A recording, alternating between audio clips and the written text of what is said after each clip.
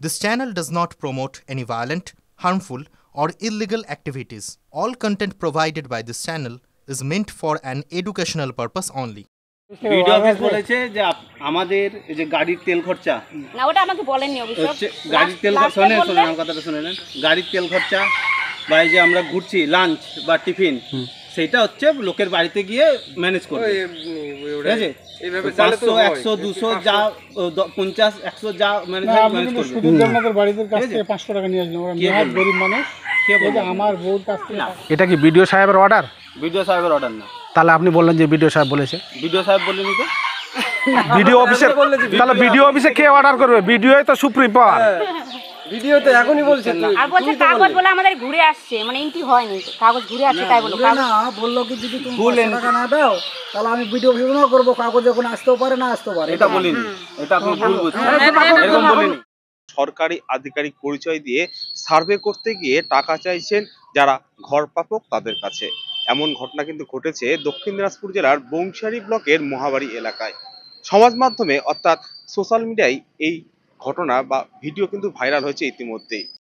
Video office বলেছে যে আমাদের এই যে গাড়ির তেল খরচা না ওটা আমাকে বলেননি অবশ্য গাড়ির তেল শুনেন আমার কথাটা শুনে নেন গাড়ির তেল খরচা বা এই যে আমরা ঘুরছি লাঞ্চ বা টিফিন সেটা হচ্ছে লোকের বাড়িতে গিয়ে ম্যানেজ করবে ঠিক আছে এইভাবে 500 100 200 যা 50 100 যা ম্যানেজ করবে শুধু আপনাদের বাড়িতে কাছ থেকে 500 টাকা নিয়ে আসলাম ওরা নিহাত গরিব মানুষ কে বলে আমার বউর কাছ থেকে এটা কি বিডিও সাহেবের অর্ডার?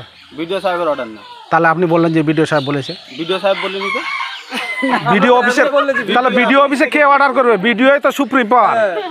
ভিডিও তো এখনই বলছেন না আর বলছে কাগজ বলে আমাদের ঘুরে আসছে মানে এন্ট্রি হয়নি কাগজ ঘুরে আসছে তাই বলো না বললো কি যদি তুমি 500 টাকা না দাও তাহলে আমি ভিডিও ভিডিও করব কাগজ যখন আসতেও পারে না আসতেও পারে এটা বলিনি এটা আপনি ভুল বুঝছেন এরকম বলিনি।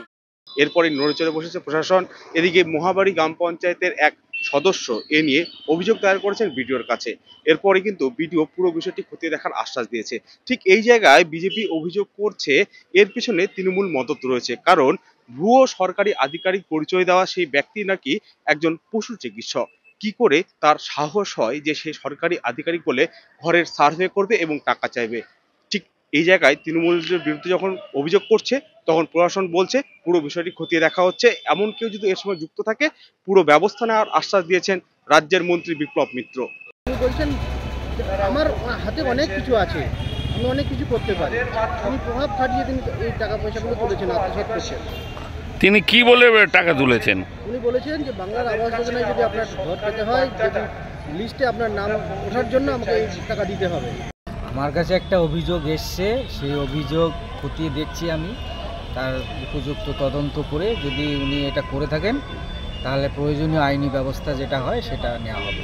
আমি ঊর্ধ্বতন কর্তৃপক্ষকেও ব্যাপারটা জানিয়েছি।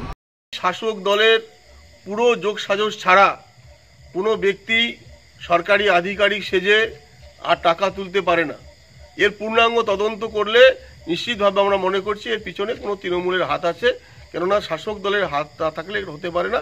এটা যদি কেউ করে থাকে তাহলে তার বিরুদ্ধে যদি তোমাদের কাছে যদি খবর থাকে তোমরা সঙ্গে সঙ্গে প্রশাসনকে তোমরা সংবাদ মাধ্যম জানাও, প্রশাসন সেটা দেখে আইনগত যদি কোনো অপরাধ কোথাও থাকে তাহলে ব্যবস্থা নিয়ে নেবে সঙ্গে সঙ্গে।